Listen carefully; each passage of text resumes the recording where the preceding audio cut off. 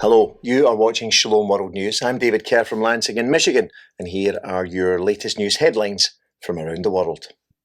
With the death toll for this month's Turkish-Syrian earthquake now standing at an estimated 41,000, Pope Francis has personally expressed his sorrow to Turkey's new ambassador to the Holy See. The Pope met with Ambassador Ufuk Ulutus on Thursday morning and gifted him a book with the dedication written by the Holy Father. Meanwhile, the Vatican's dicastery for the Eastern churches has announced that the department's prefect, Archbishop Claudio Gugerotti, will travel to Syria and Turkey to demonstrate the Holy Father's closeness to the people affected by the earthquake. Archbishop Gugerotti will begin his trip on February the 17th and will conclude it 4 days later. Elsewhere, and the United Nations on Thursday launched a $1 billion appeal to help the 5.2 million survivors of the earthquake in Turkey. That follows on from the UN's announcement 2 days prior that they were seeking $397 million in aid for the nearly 5 million quake-hit Syrians across the border in the rebel-held northwest of that country. The Catholic charity Aid to the Church in Need, however, has accused the international community of inaction when it comes to aiding the earthquake-affected areas in Syria. The charity's project officer for Syria, Javier Stephen Bisitz, says that there are, quote, almost no signs of any international reaction in northern Syria over a week after being struck by tragedy. He added that the only help that has reached Syria has been from neighbouring Lebanon. The world must not forget Syria, he said, while requesting help for the affected people.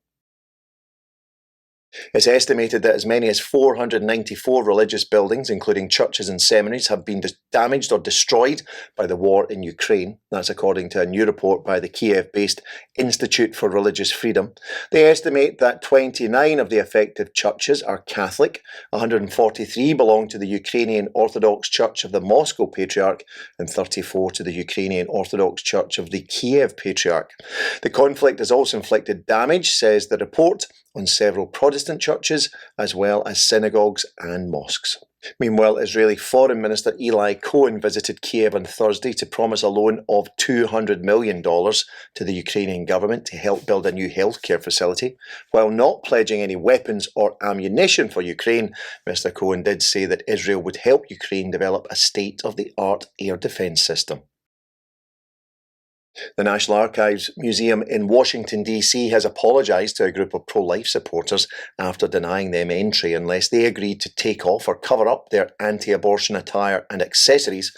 The incident took place on January the 20th when the museum was being visited by over 30 Catholic school children and their adult leaders who were in Washington for the annual March for Life. Faced with the prospect of legal action, the museum has now apologised and offered a personal tour for the pro-life group. Spain's left-wing government has passed a new law allowing 16 and 17-year-old girls to undergo an abortion without parental consent, while mandating that all state-run health centres offer the abortifacient morning after pill for free. In addition, the new laws enshrine a right to have an abortion in a state hospital.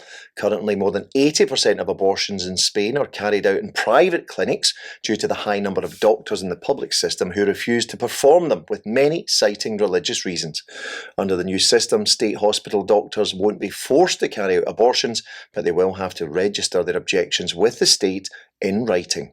Spanish branch of the 40 Days for Life pro-life movement say the new abortion law is a death sentence for Spain. Meanwhile, in a separate package of reforms, any Spanish citizen over the age of 16 who wishes to change their legally registered gender can now do so without medical supervision. Previously, a diagnosis of gender dysphoria was required from several doctors.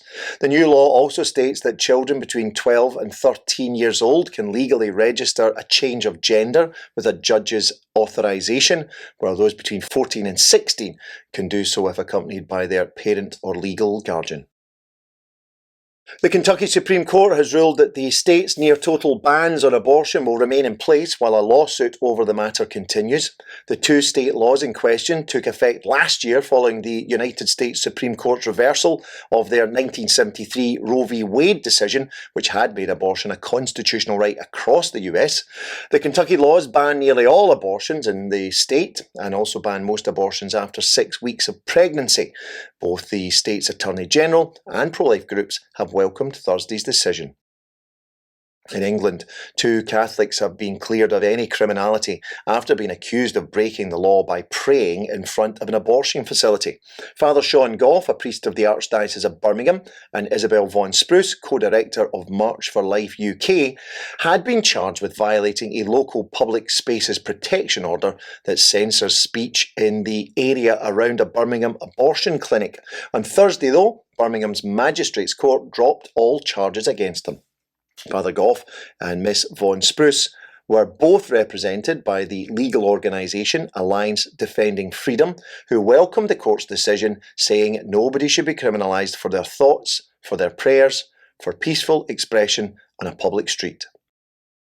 The bishops of Nigeria are urging citizens to vote for, quote, God-fearing, honest, vibrant and transparent leaders for a better Nigeria.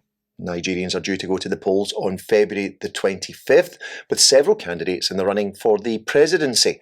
The bishops made their plea in a communique issued on Thursday at the end of a meeting held in the capital city of Abuja. The bishops say that the upcoming election provides Nigerians with yet another opportunity to choose leaders capable of governing for the common good. Pope Francis has expressed his great sorrow over the death of migrants in a bus crash in western Panama. According to authorities, at least 39 migrants were killed and about 20 more were injured early on Wednesday when their bus tumbled off a cliff. The Holy Father sent a telegram of condolence through the Vatican Secretary of State, Cardinal Pietro Parolin, on Thursday. Finally, the international pro-life campaign 40 Days for Life begins on February the 22nd. 40 Days for Life came into existence in the year 2004 when 4 pro-life activists in Texas felt called by God to launch a 40-day campaign of prayer, fasting and community outreach to end abortion. The organisation now has a presence in 63 countries. Well, that's your latest news headlines for now. Do join us for more tomorrow. You can also join us at swnews.org for more news updates. Shalom.